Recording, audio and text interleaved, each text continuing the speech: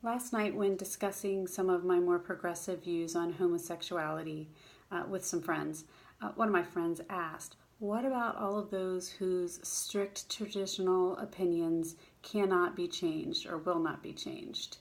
My response, which was actually a really poor choice of words, was eventually that generation will die off. Some people aren't interested in different or new perspectives. Those who are closed-minded frustrate me. So my knee-jerk reaction was this lazy stab at those who don't align with my beliefs. My response demonstrated my frustration, but definitely not my heart, because I really have a great love and respect for a whole lot of people who believe very different than I do. So first I want to apologize for my brash comment. Now, as I pondered my words into the wee hours of this morning, I realized that while my response was wrong in its motivation, and I shouldn't have said it, what I actually said did have some biblical truth to it.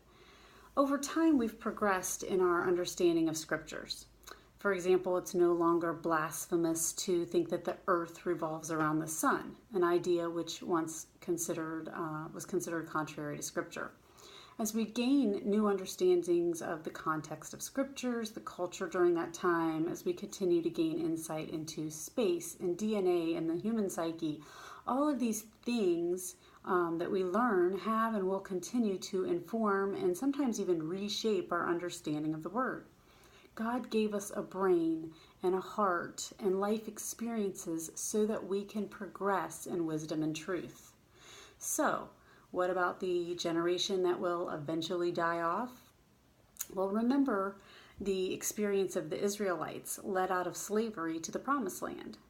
Because of the unfaithfulness and evil that permeated that generation, God actually prevented the Israelites from entering the Promised Land until that entire generation died.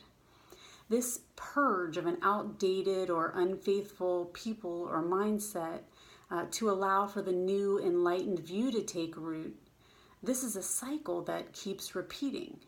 As we've seen throughout history on topics like racial equality or gender equality, sometimes progress starts with a few in one generation, but gets its real momentum by a new generation who aren't afraid to embrace non-conforming ideas. But as we progress, remember, you will not convince everyone. There will be naysayers. Jesus didn't even convince everyone. However, the naysayers actually help to keep us accountable to truth just as much as we keep them accountable. Their challenges and ours provide the checks and balance system that are the guideposts for the direction that our progress takes. So, try adopting a posture of mutual respect for others' views instead of bashing them, which does become possible when we listen and we try to actually understand the other perspective instead of turning our nose up at it.